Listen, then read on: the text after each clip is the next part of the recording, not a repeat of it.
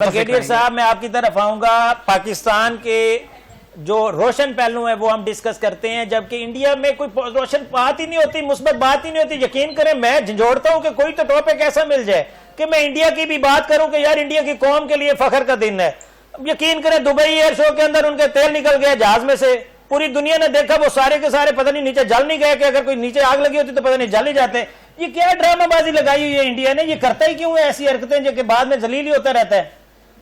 जी, इसकी बुनियादी वजह यही है कि जो इंडियन यूनियन है ये एक आर्टिफिशियल बुनियाद के ऊपर बनी हुई है।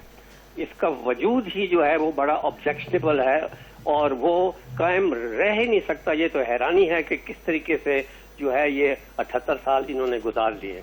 अब आप हिस्टोरिकली अगर आप ये देखें तो जब ये पार्टीशन हुई तो उस वक्त 565 प्रिंसली स्टेट्स थी, इंडिपेंडेंट स्टेट्स, और जिसमें दर्जन तक जो है तकरीबन वो हमारे साथ भी आना चाहते थे।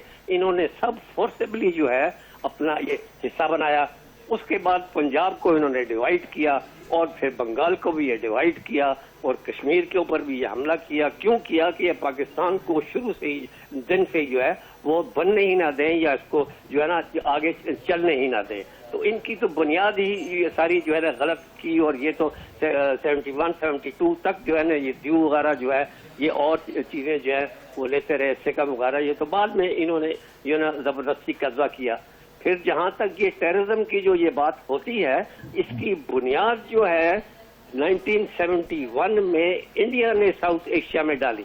ये पहली दफा हुआ कि उन्होंने 59 ट्रेनिंग कैंप्स जो है ऑल ओवर ईस्ट पाकिस्तान का जो ये बॉर्डर था जो 4,500 किलोमीटर का, वहां पर उन्होंने किया। मुक्ति बानी को उन्होंने ट्रेन किया, उनको लॉन्च किया, और फिर ये मोदी ने बाद में ये एडमिट भी किया कि जी हमने अपने फौजी जो थे सिविल कपड़ों में भिजवा के इनके साथ किए और हमने ये आजादी करी दिलाई। तो टेररिज्म तो इन्होंने ये फैलाई। ये सुसाइड अटैक्स का अगर हम इसका सिरा पड़े तो वो तमिल में जाके मिलता है। वो कौन जहाँ जो सबसे पहला सुसाइड ये अटैक हुआ जिसमें कि ये इनका ही प्राइम मिनिस्टर जो है राजीव गांधी, वो किसके हाथों वो हिंदू तमिलनाडु खातून थी, कहाँ ट्रेन हुई थी? ये इन्होंने ही ट्रेन किया हुआ था। इनका बेस कैंप जो था ये जाफना का जो था LTTE का, वो तो वहां पर था, और वो 30 साल तक जो है वो ये जंग लड़ी गई। अब भी जो अब ये सारी वॉर ऑन टेरर में कौन सब से आगे था? इंडिया था। और आज इंडिया की टेररिज्म जो है वो सिर्फ पाकिस्तान पे फोकस नहीं है, वो दुनिया में फैल चुकी है। वो कौन सी जगह है? यूके हो गया, कनाडा हो गया, यूनाइटेड स्टेट्स हो गया, कतर हो गया, यहाँ तक कि ईरान हो गया। कोई ऐसा मुल्क नहीं है जहाँ पर इनके टेंटिकल जो है ये ना पहुंचे हो। बिल्कुल ऐसा ही है ब्रिगेडियर साहब। मैं माना हुआ दहशतगर्द मुल्क है जिसको डिक्लेयर कर दिया जाए कि दहशतगर्द डिक्लेयर किया जाना चाहिए।